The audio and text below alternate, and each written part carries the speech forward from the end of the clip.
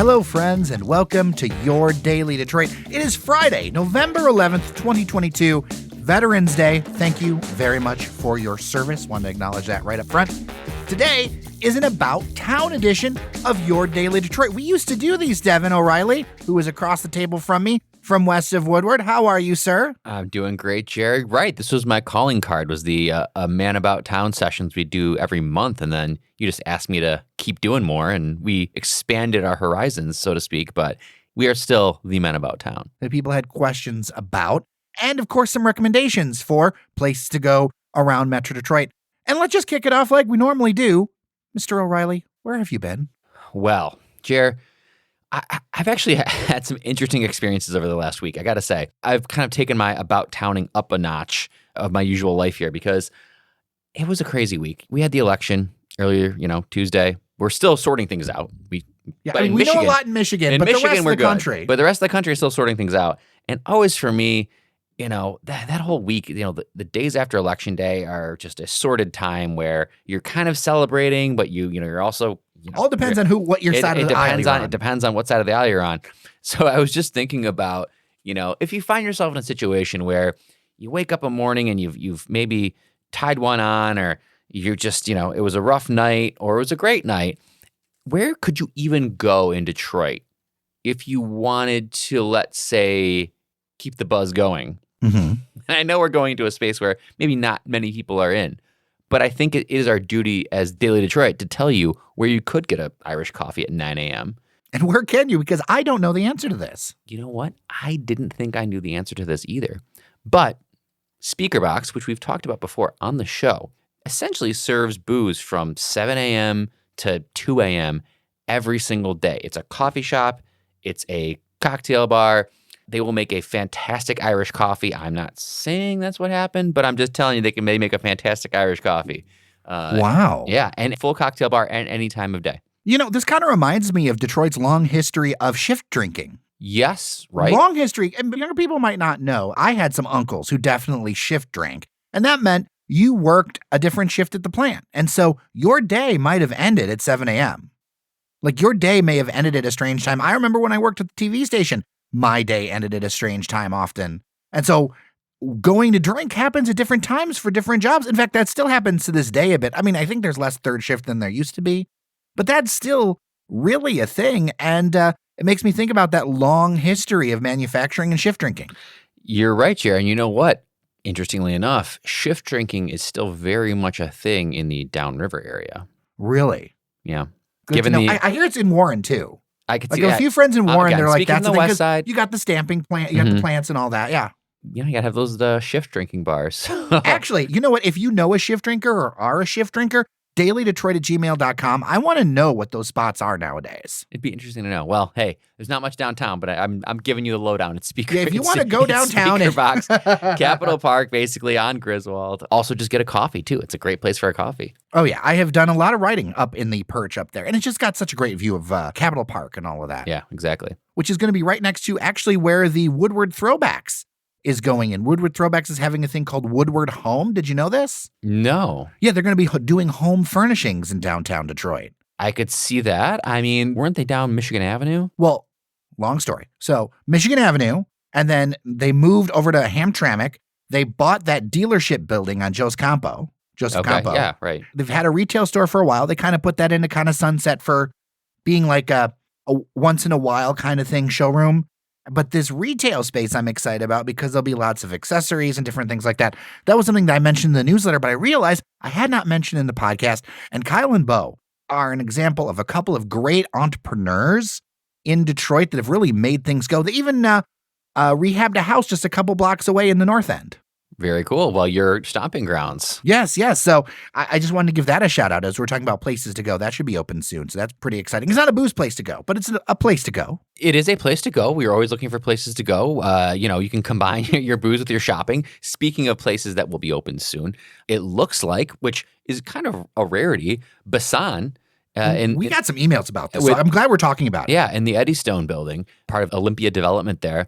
This is the people behind Grey Ghost and Second Best. Obviously, I mean, goes without saying, their pedigree is top notch. They do a fantastic job. I've been following them on Instagram for a long time. They've been doing this incredible build out. If you go on their Instagram or social media, the space looks, again, something, I don't know what words we use now, very New Yorky, very Los Angeles, very Miami, just the highest end kind of finishings here. One of our listeners sent us an email worried about their situation because some paper had gone up and some logos had moved and whatever, but they are truly on the track for opening. They really are. And part of it comes down to, this is just my speculation, is you have the guys behind Grey Ghost who are, super professional. They do things right. Then you have Olympia, which say what you want about them and people can say what they want, but they have a lot of money. So if they want to develop something, there really was no kind of issue here. Olympia had the money, Olympia had the building, and Basan and the ownership there had the vision, and there's no reason why it couldn't come together. And to be fair, and there is an episode in our feed about it where I talked with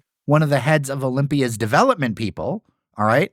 To be fair, that Eddystone unit is a beautiful building. Like, they've done a really good job. I did the walkthrough on that. Yeah, it's really cool. So that apparently is opening next week, actually. I think the 15th is the first day that it's opening. It's going to be open, which I appreciate, 4 o'clock, starting at 4 o'clock to, I think, 10 on weekdays and midnight on Friday, Saturday. But 4 o'clock is important for me, Jerry, because it's a nice little, you can get off work and still pop in and grab a drink. At these 5 o'clock openings at restaurants, it's tough for me. Well, let's talk about that specifically, because that 5 o'clock opening makes it more difficult because you, sir, are a parent.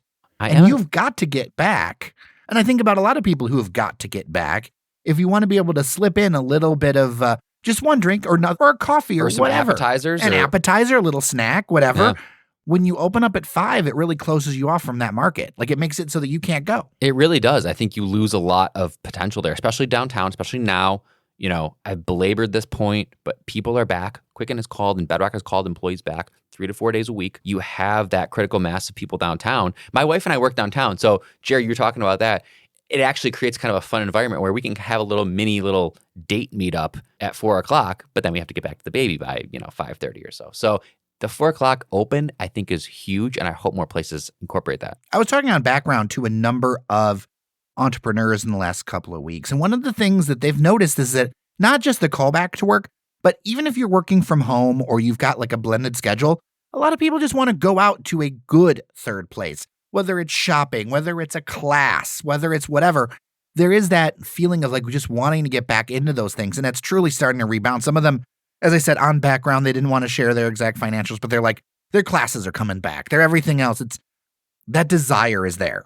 Mm-hmm. Yeah. And so that leads me to something that I told you even before that I wanted to bring up, because that goes to the lunch crowd. Yeah. It goes to the severe lack of places in Detroit. And I believe even outside of Detroit, I mean, I'm in Detroit most weeks, but even outside of the city of Detroit, places to get lunch and places to get a beer with lunch, places that are more, not just casual Jimmy John's and Freshie and Beyond Juice, like something that's a little more substantial. You mean that the number one Pepe sandwich at Jimmy John's is not the end-all be-all of cuisine? I used to think that it was years ago, but it is not, in fact, the end-all be-all of cuisine. And you know what? Sometimes you want a beer, you want to watch TV, you want something a little bit more with your lunch experience, the old power lunch, the working lunch, whatever you want to call it. Pop a laptop open at the bar, work a little bit. I know people identify with that. I certainly do. I've been struggling, Jerry, so much to find a place downtown that could satisfy that. A lot of the places I used to go to for that, Cornerstone Barrel House, Eatory, even La Lanterna, they just didn't do it anymore because they didn't open for lunch. So I found my new spot. I'm throwing it out there now, Anchor Bar. I mean, that's not a new spot necessarily. A new old spot? A new old spot. Well, they've been going through a lot of changes. So to see something that caught your eye, I think is a good sign for them, because they've been having a little bit of trouble figuring out their path forward. Right. And I think realistically, they don't have a lot of people who are going to pass by it at night, right? No. Like, no one's going by Anchor Bar on Thursday, Friday, Saturday after 9 even when under the old owners, like the truth is like once the things moved to LCA, traffic dropped off. Like everyone says they're going to come by, but if you're not in the path, they just don't come by as much. I mean, you're going to get some regulars that do, but it's just not going to be the same drifters, if you will. Right. So they're open now 11 a.m. to, I was told 11 a.m. till 9 p.m. Or if nobody's here, we close earlier than that. Engineer Randy is twitching at those hours right now. I can sense he's twitching in his chair. The lunch crowd was good. The happy hour crowd is good. I chatted a little bit with the bartender and with the bar manager, actually, and they said the very same. We do a good lunch crowd, do a good happy hour crowd. And I was like, yeah, you know what? I get it, because no one else is doing that. No one else is providing you that place to grab lunch like that. No one else is providing that place to go at 3:30, 4 o'clock to just grab a beer, maybe catch up on some sports highlights and have some food. What'd you have? I had the shrimp tacos, which is interesting, like a breaded shrimp tacos, like a heavy shrimp taco, but in a good way. They got their little kind of like aioli, whatever. I think it's called like bang bang sauce or something. Really good though. Really good tacos. They've got a great new menu. They've got cocktails. They've got obviously a beer selection. Great TV situation. If you haven't been there in a long time, they've renovated the heck out of it. It's completely revamped inside. You know, I like bread. You know, I'm not really into breaded shrimp because I'm kind of allergic, but to shrimp, not bread. Mm-hmm. But I do like bread. Yeah, it's a good spot for it. You know where else, Jer? If we're still going on this route here, I also found another place the other day that I really, really enjoyed for lunch. Ale Mary's in Royal Oak, which I'm not a Royal Oak person. I don't go out there Did you much. throw an Ale Mary in trying this place? I threw an Ale Mary and it was caught for a touchdown. Really? Yeah. It has been a while since I've been there. The last time I went there, I think I ate what I call a stunt burger. Mm-hmm. A stunt burger, for those who don't know or don't remember from back in the day when we talk about this, a stunt food item is when somebody has something that you would not eat it otherwise. Like it's great for Instagram. It's absurd. You know, you click the I won the badge on it, but it's not an everyday food. And I think they were the ones, I don't know for sure, but I think they were the ones that had a macaroni and cheese bun with a burger. Oh gosh, yeah, that would be one of those. I don't know how it actually like that. It looks pretty decadent, but I don't know how good it would actually be. I was not that adventurous. So this is something to know for our vegan listeners. They have a full vegan menu, a completely full vegan menu with burgers and tacos and vegan brats and all sorts of stuff. So I had some of their buffalo cauliflower. They treat it almost like a really nice chicken wing type of situation, like boneless chicken wing. Mm-hmm. It's fantastic. They have a really good Cuban sandwich called the Mark Cuban, interestingly enough. That's a really good take on a Cuban sandwich with ham and amazing mustard. I see they still like interesting names. I went ahead and looked at our old files, and in fact, it was Ale Mary's, and it was called the Fat Dan. And there is a video on YouTube with a friend of mine trying this burger, which is absurd, from 2017.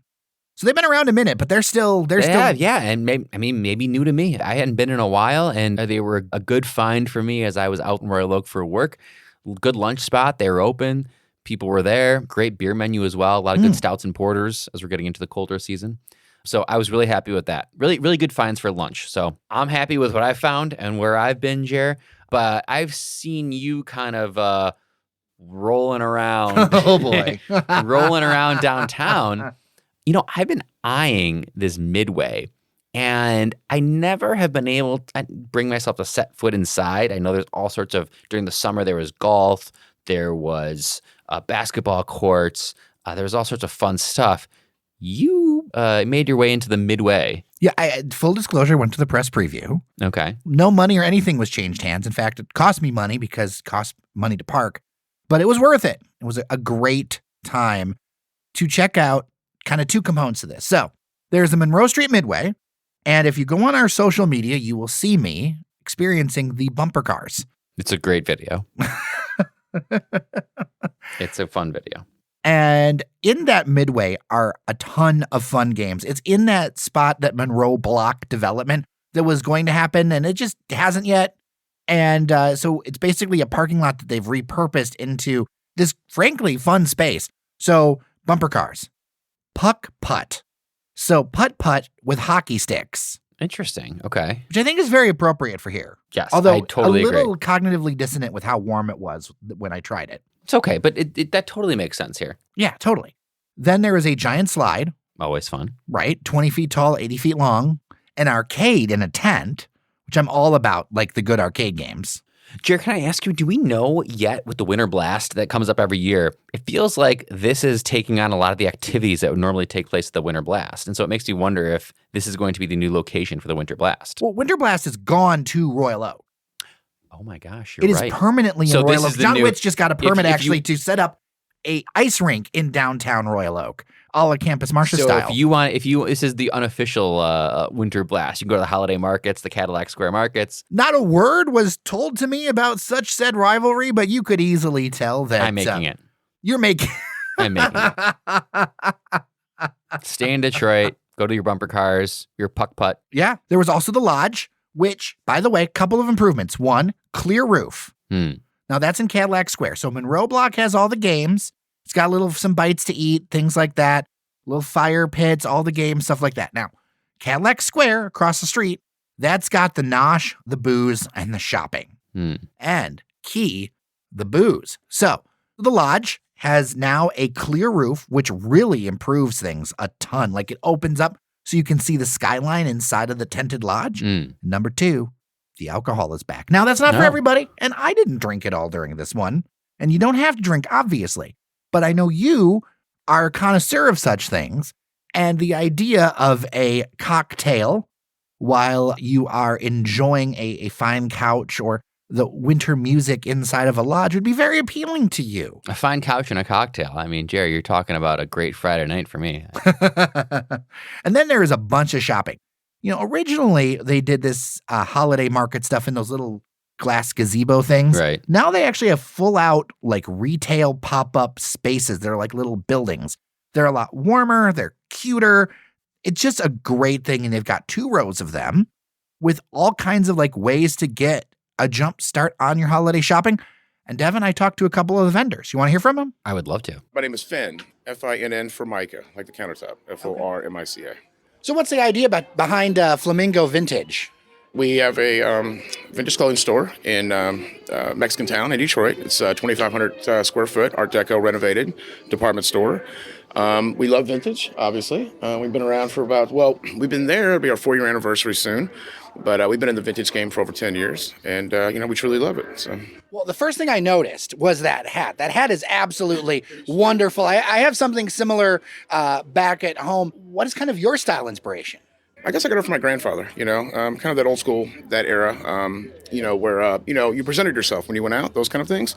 So, of course, talking about my boater, it's 100 years old. Initially, I grew up in the South, so it's kind of, by Churchill Downs, and, kind of grew up in that era, you know what I mean, with the way my grandfather dressed. So, I just enjoy feeling the way I do, but not necessarily expression with the way I dress, but, presenting myself in some kind of aspect. So, yeah. So what kind of stuff were you going to find in this pop-up shop here? In ours, nothing but vintage. So we range from early 1920s to early 1990s. So that's, and like I said, we have the shop as well. So, we're all vintage all the time. So. And how did you get involved with all this? This is our 3rd year right down here. This is our 1st year in this building, as opposed to the glass house that we've had in the past. But Bedrock came to us, and, we want to be a part of this, and we're very honored. So. Created Boutique, and my name is Brianna Williams. It is so good to see you. We have not seen each other in person in a long time. Yes, it's been a minute. I think the last time I seen you was it 2017? You're still kicking. Oh my God, I'm still here. You're doing it. Right. Yeah, this is awesome to still have lasted this long, though, but I'm very grateful. What are you doing here? How did things go through the pandemic? And now that you're doing all this, I mean, the stuff is beautiful. Thank you. Well, made it here to the market. After the pandemic, I really hunkered down, and I had time to really reflect on my business and which direction I'll take it in.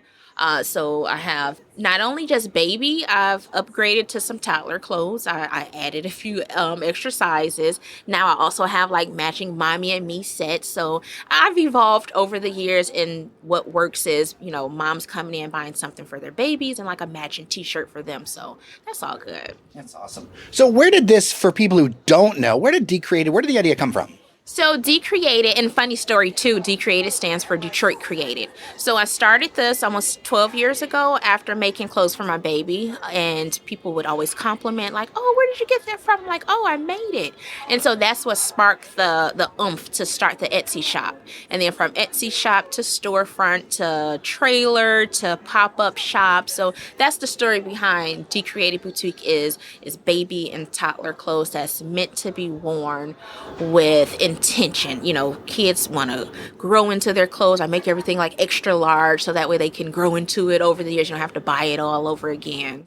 Well, I'm sure we'll talk again soon. It's good to see your shop. It is beautiful here, just off of Woodward Avenue. Isn't it like a Hallmark movie down here? Like, it's magical. I always tell people, if you come down here, you're going to feel like you're on a movie set.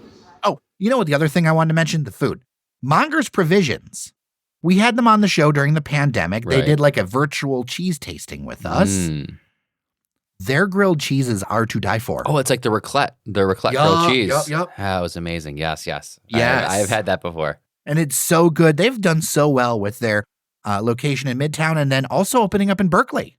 Berkeley's been going gangbusters for them. I think Berkeley will be very happy to have them.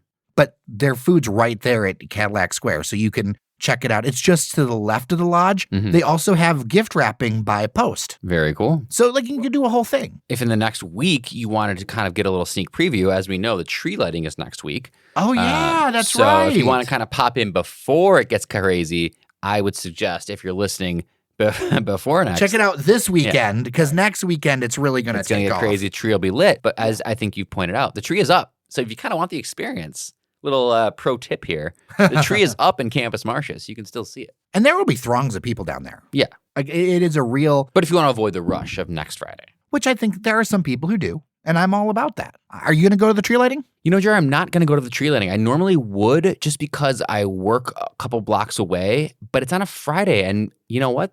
New way of work. I'm not really downtown on Fridays. Really? So I probably won't go. My daughter's a little too young to really appreciate it or even remember it. So I probably won't go. But, you know, hey, that's the bonus of working downtown is they light the tree every night. Here, another pro tip. Once they light the tree, it's just lit every night. So I'm going to catch it maybe the next Monday. So I've been many years. As you know, we've seen each other there. I've been many, many years. I've kind of taken a break a little bit. I might go back this year. Why? Because I am a dedicated cuzuncle. I do not have children, but I am an uncle. Like a cousin of mine has a kid that I'm like an uncle for. We're very close. And I might just be the good cuzuncle. Why? Because his birthday is on tree lighting night. And what if I took him and we're like, hey, this tree lighting's for you, and like gave him his presents and like all these things?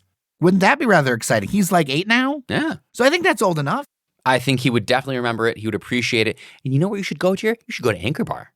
Get out of you could go there before or maybe after, but you Yeah, would because I'm not bringing the kid. I just show up with presents get out and of the leave. crowd. I think you should all go to Anchor Bar. That would be a great kind of out of the hustle and bustle. You wouldn't worry about parking. There's plenty of parking spaces over there. It's a good pre or post tree lighting.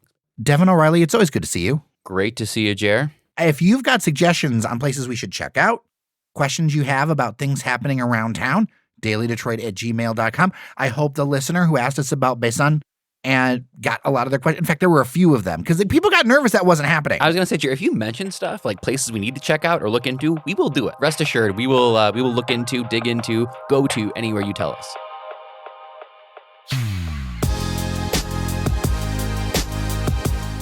With that, I'm Jer Stays. Thanks to everyone behind the scenes who makes this show happen. Cheyenne Nocerini, Fletcher Sharp, Luciano Marcone, and of course the indefatigable Randy Walker. Remember that you are somebody, and I'll see you around Detroit.